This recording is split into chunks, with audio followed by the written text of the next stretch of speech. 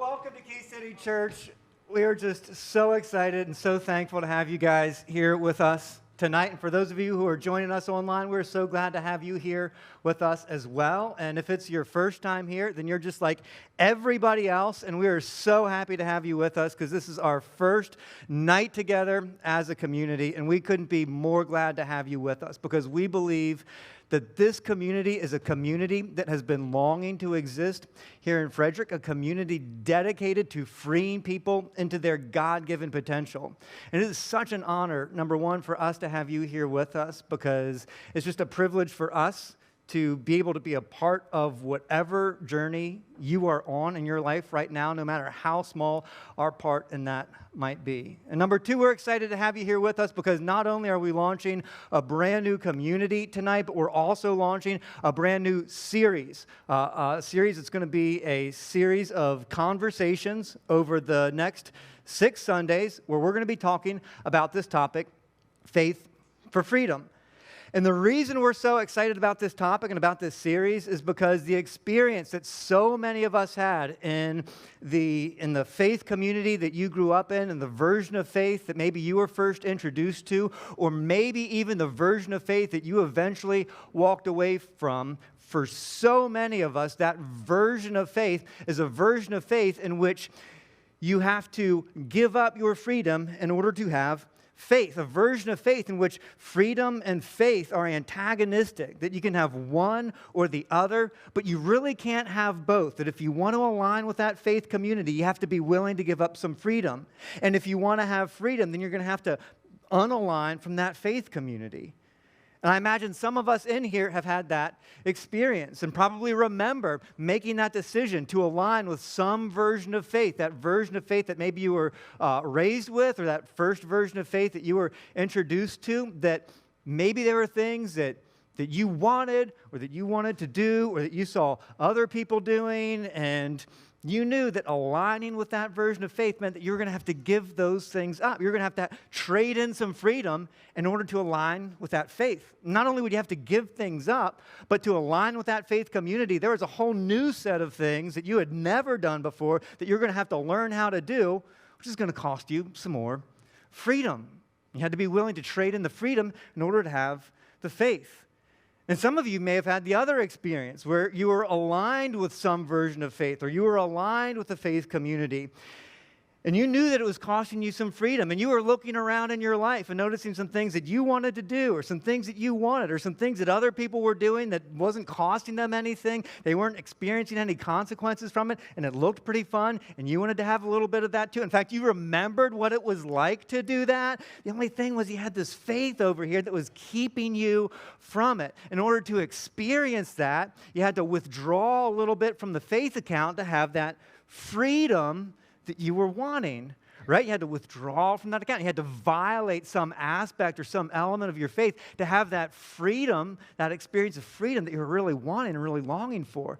And we felt that tension that pulls us between freedom on the one side and faith on the other side. And that tension for a lot of us, that tension is the reason that maybe some of us are on the fence right now about the whole faith thing. It's that tension that makes us think like, I don't know if I want to continue feeling this tension, this pull between faith and freedom. And for some of us, maybe we walked away from the faith that we were raised in. We walked away from the faith that we were first introduced to because of that tension. We just didn't want to feel that tension, that tug, that pull, that internal dissonance anymore.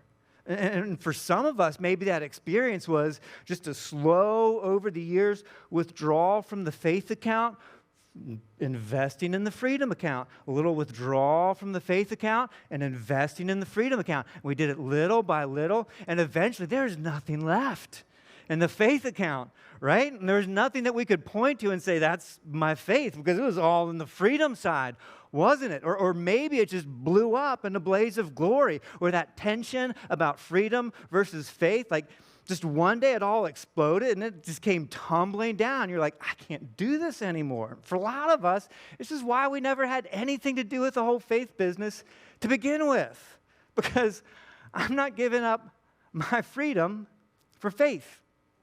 And if you felt that tension, if you've ever had that tension or any of those has ever been your experience, we are so glad and so thrilled to have you here with us tonight. Because what we want you to know is not only is that completely normal, but that's absolutely natural.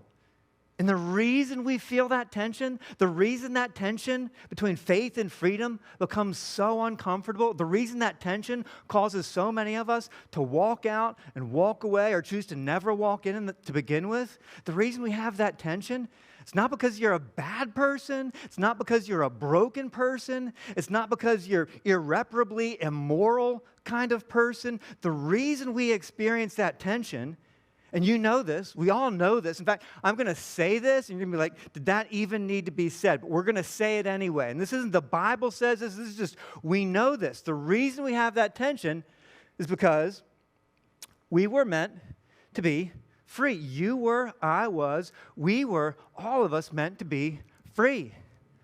We like free. We want free.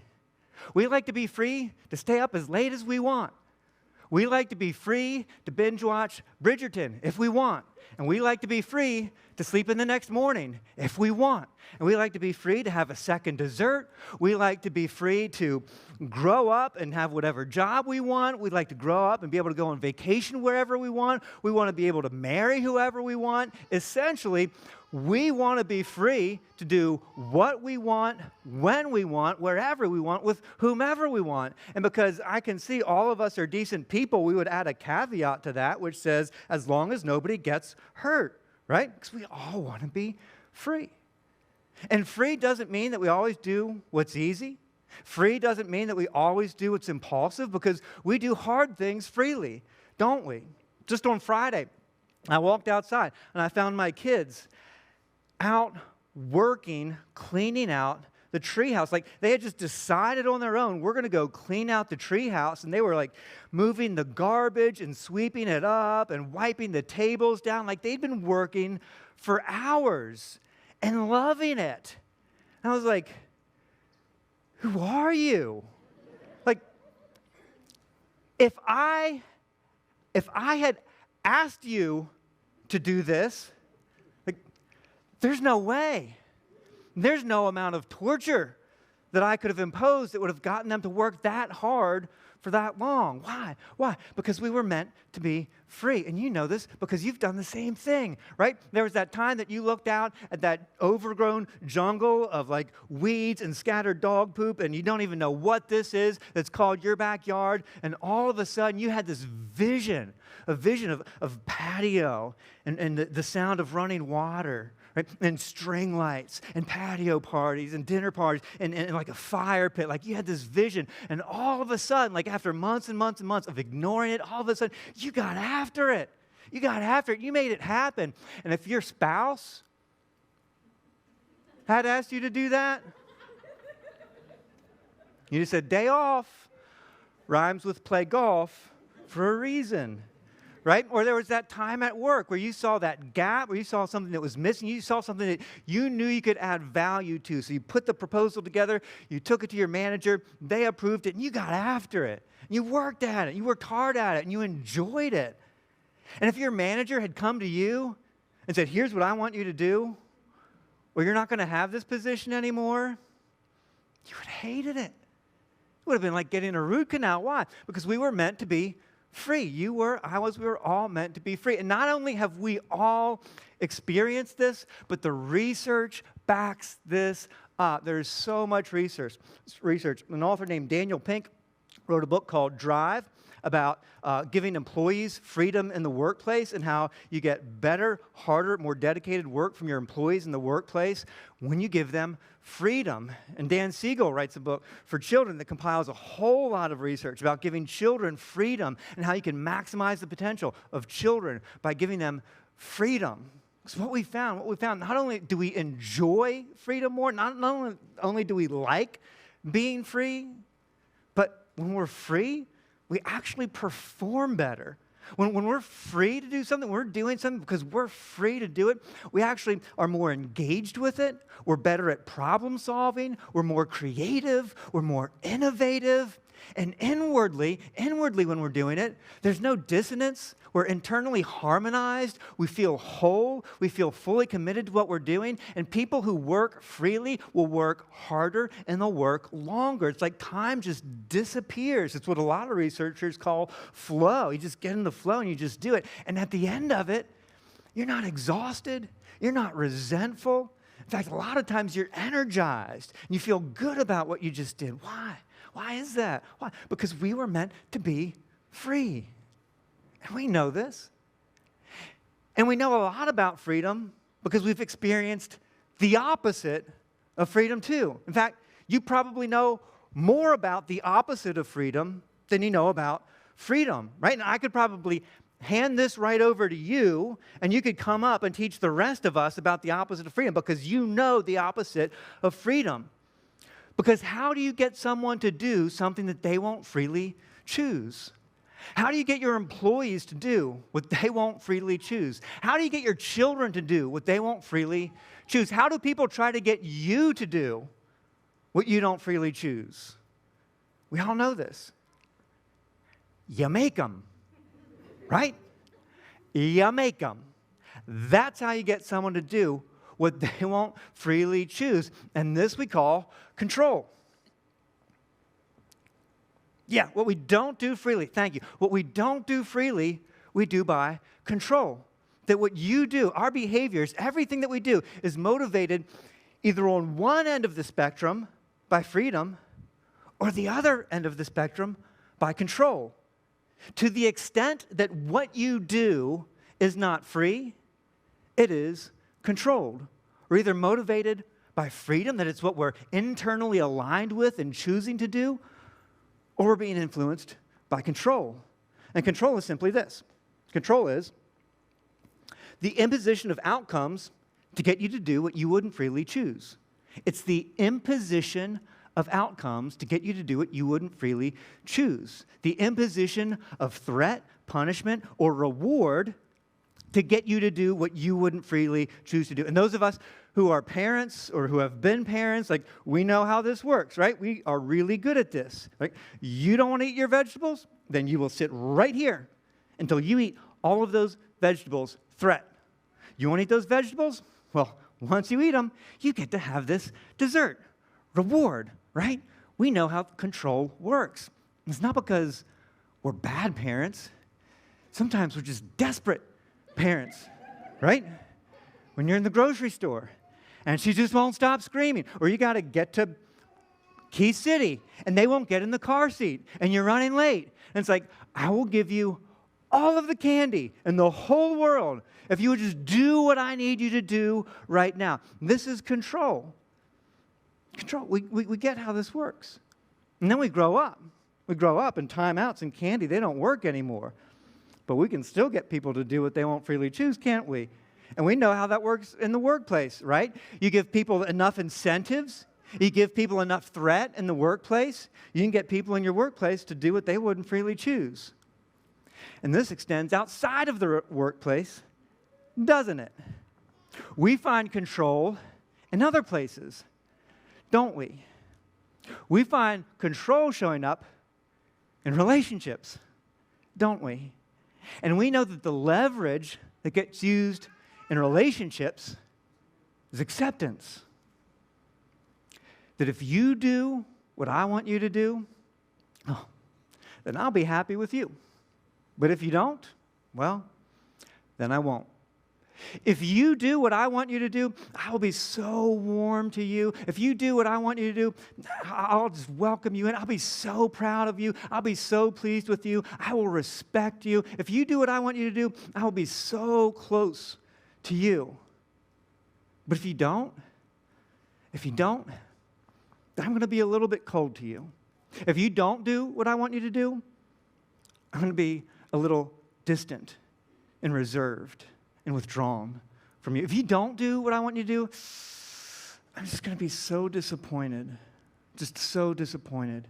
And if you don't do what I want you to do, just be so ashamed, just so ashamed of you, right? We know how to use acceptance, and we've had that. We've been on the end of that. And some of us have been raised in homes by parents who leveraged acceptance to get us to do what we wouldn't freely choose. And some of us go to work and have supervisors and bosses and managers who know how to leverage control to get us to do what we wouldn't want to do. And some of us have friends. Some of us have friends, and they know how to get us to do what we wouldn't freely choose by extending that contingent acceptance. And the reason people do that, and the reason sometimes we might do that, the reason is because it works great. Control works great.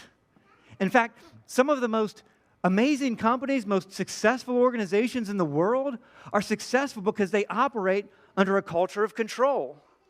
They do.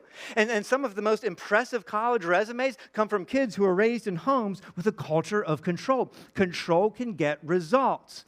But the problem with control, and we all know this, the problem with control is that it always comes with a cost. Control always comes with a cost.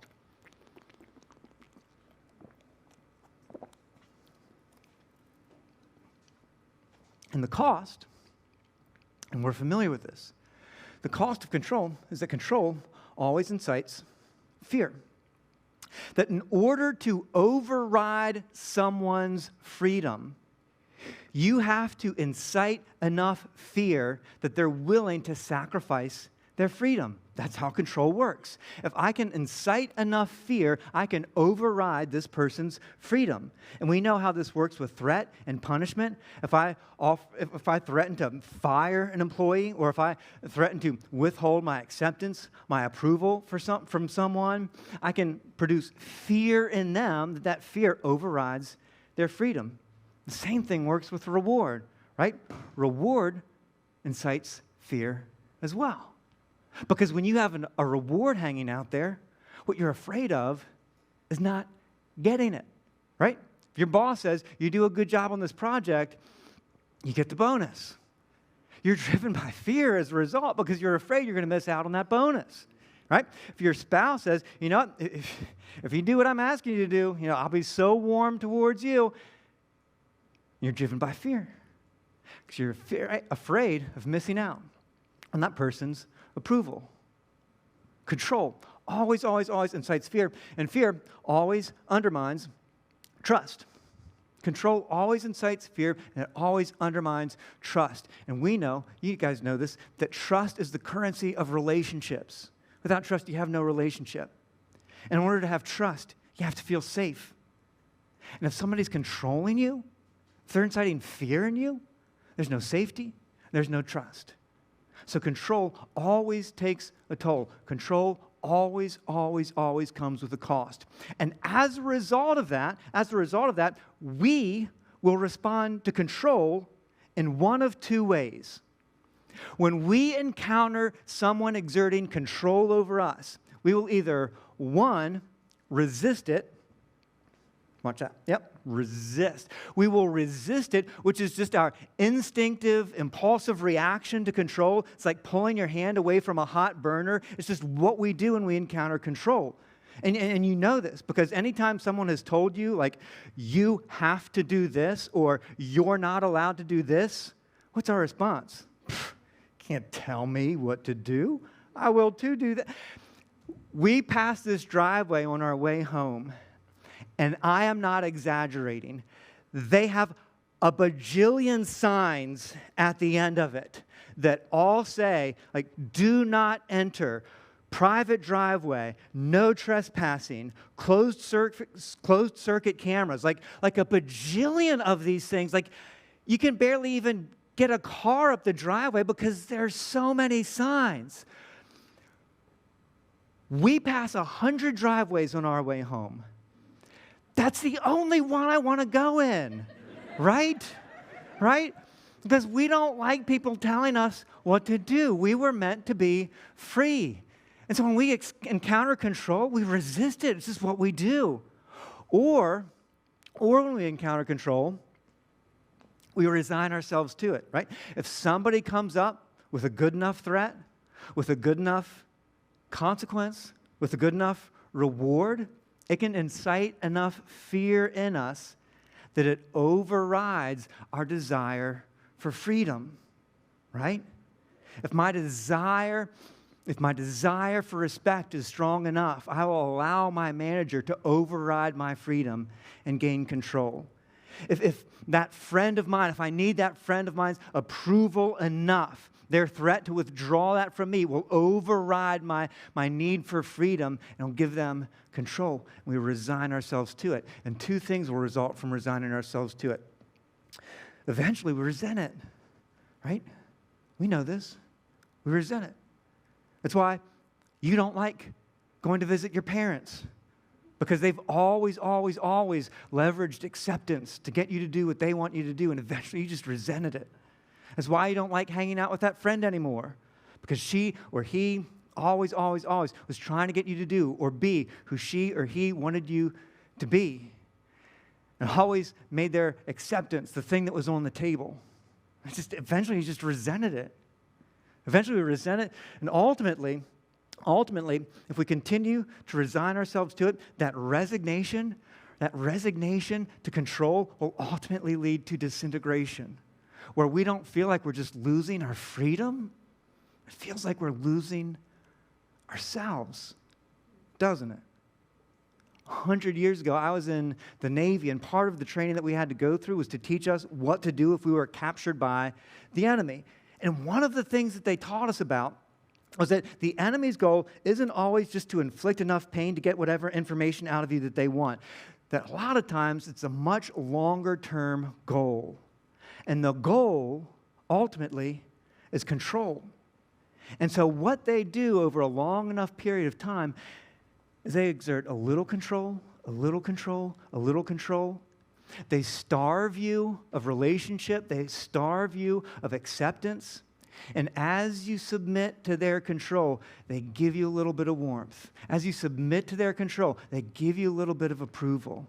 And little by little, over time, it wears down that thing in us, that will, that freedom, that soul, that ability to resist. Over time, that gets worn down. You just become someone under their control.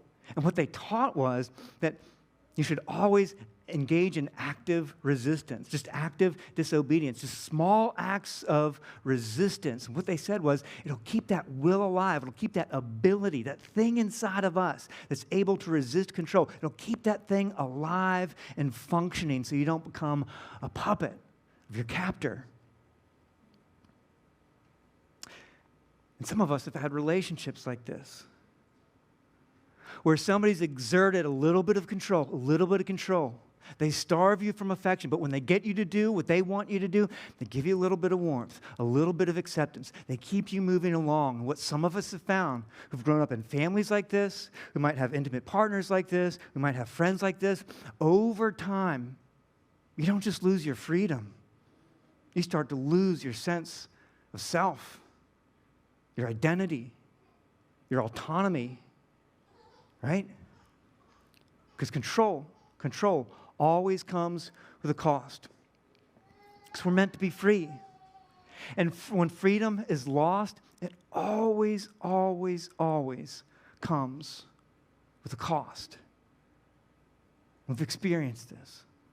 And some of us grew up in or were introduced to a version of faith that was a control-based version of faith. A version of faith that gave an authoritative set of rules of this is how you're supposed to behave, and an authoritative set of beliefs, and this is how you're supposed to believe. And behind every control-based religion, behind every control-based version of faith is a control-based God. A control-based God who gives this is what you're supposed to believe, and this is how you're supposed to behave. And who that God encounters are free people. And who's going to freely choose to believe and behave like that? And so God imposes consequences. God imposes threats and punishments and rewards to incite just enough fear to override freedom to get us to do what He wants us to do. And oh, by the way, that control-based God is more than happy to leverage acceptance to keep us coming along. A God who says, if you do what I want you to do, well, then I'll be okay with you. But if you don't, well, then I won't. And out of every control-based God, there's produced a control-based community of people. A community of people that say, if you do what we want you to do, if you believe like we believe, if you behave like we behave, well, then we're happy with you. But if you don't, well, then we're not. That in order to belong, you have to believe and you have to behave. And they leverage acceptance to keep you in alignment with what they believe and how they behave. And some of us grew up in or were introduced to this version of faith. And for some of us, it's why we didn't want to have anything to do with faith to begin with. We just resisted it. But some of us resigned ourselves to it, because for some of us, it came at a time when it was perfect for us, because exercising our freedom had cost us our freedom. Like, exercising our freedom wasn't going so great for us, right? And so that control-based faith was great for a time because it kept us in line, right? It was a great place to begin because it reined in the sin, right? It was good for a little bit. But eventually, because control always comes with the cost, eventually we resented it. We resented the rules. We resented the fact that we couldn't voice our doubts, that we couldn't ask certain questions, that you couldn't think that way here, that you couldn't behave that way here. And eventually started to resent it. Or maybe we resented people on the outside of our faith, because we were in here and everybody out there seemed to be having so much more fun than we are. And we started to resent it. And eventually, if you continue to resign yourself to it, that resignation maybe led to disintegration. Or after a period of time, you just didn't feel like you could be authentically you. You had somehow lost touch of you and yourself and who you were and who God intended you to be. And so you walked out. You walked away. You never chose to walk in the first place. Of course you did. Who could blame you? Before we close out, I just want to leave you with a thought. And we'll pick up here when we get together next Sunday.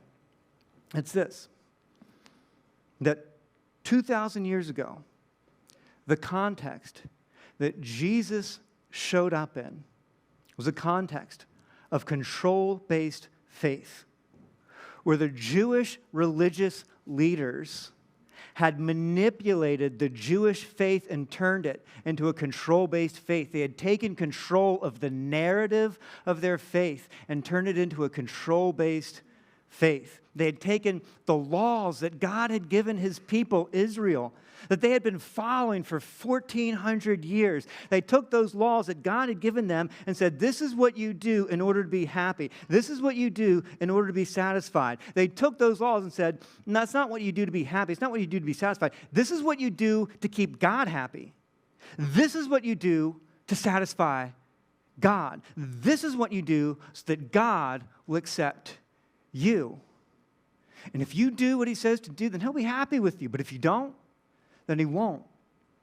And they turned God into a control-based God, and they created a control-based community that did more to keep people out than pull people in. And they reflected every control-based version of faith ever since, a version of faith that drives people with fear and guilt and shame. And into that context, and onto the pages of history, walked Jesus. And Jesus, according to the eyewitnesses of the life of Jesus, Jesus claimed things that only God could claim. He claimed not only to have a special knowledge about God, but he claimed to be God. And the thing that drove the religious leaders crazy, the thing that made them so upset, was that people who are nothing like God, people who are nothing like Jesus, they liked Jesus. And Jesus, well, he liked them back. And he welcomed them. And he accepted them. And he invited in and ate with and spent time with and seemed to enjoy being with sinners and tax collectors and adulterers and prostitutes and marginalized ethnic minorities and people just like you and like me. And he invited them in. And if that's who God is, if that's who God was revealing himself to be, then through Jesus, Jesus was revealing that he had not shown up to impose control so much as he had shown up to set people free. And 40 years later, 40 years after the fact, a follower of Jesus, 40 years after Jesus went to the cross and then 3 days later rose from the dead, just like he'd all along said he would. 40 years later, a follower of Jesus, a man named Paul, who was actually persecuting followers of Jesus. Paul was one of the controlling religious leaders who was trying to force the Jews who were turning to Jesus, he was trying to force them to leave Jesus and return to legal, law-based, rule-based, control-based Judaism. And he was putting them in prison and threatening to kill those who wouldn't enter under his control until he met the resurrected Jesus. And Paul became a follower of Jesus. And Paul planted Jesus-following churches throughout the Mediterranean. And one of those churches was in a city called Galatia. And what happened in Galatia was that the followers of Jesus there were following Jesus and then started to revert back to legalism. They started to revert back to a control-based version of Judaism that says you better do what God wants you to do or he's not going to be happy with you. And so Paul writes them a letter and he's pleading with them. He's like, don't revert back to this control-based Judaism. Don't revert back to this control-based version of faith. It always, always, always comes with a cost. Whenever freedom is lost, it always comes with a cost. He spends the whole letter pleading with them. And then he says this. He says, because it's for freedom. It is for freedom that Christ has set us free. Jesus showed up and didn't think that the problem was that we had too much freedom that needed to be controlled. Jesus showed up and the problem was people who were under control that needed to be set free. He didn't come to impose control. He came to invite people out and invite them into freedom. And so Paul says, so stand firm, stay free. Don't resort back to that control-based version of faith. Stay free then, and do not let yourselves be burdened again by a yoke of slavery. And that yoke of slavery is a reference to that control-based version of faith. He said, stay firm. Don't let anybody guilt you, shame you, or make you feel so afraid that you resort back to that old way, that control-based version of faith. No, Jesus has invited us out of that. He came not to impose control. He came to set us free. What if that the problem with the human condition, the problems that we see everywhere, the problems that we see in ourselves, that the reason that we don't experience life the way that we want to experience it, the reason we don't engage in our lives the way that we want to engage in our lives, what if the problem with the human condition isn't that we're too free and need control? What if the problem with the human condition is we're under control that we don't even realize and we need to be set free? And what if the version of faith that Jesus invites us into? What if the version of faith that Jesus came to introduce us to, the version of faith that Paul believed in, the version of faith that Jesus' first century followers believed in, what if that version of faith was not a version of faith that meant to impose control, but to set people free? Because we were meant. You were meant. I was meant. We were meant to be free. And if this is a version of faith that you'd be interested in finding more out about, or if you have questions or doubts, or like, yeah, I hear what you're saying, but I'm not really sure you answered this, and I'm not sure how you're going to get around this, then I hope that you guys will join us next week, next Sunday, as we continue in our conversation with part 2 about faith for freedom.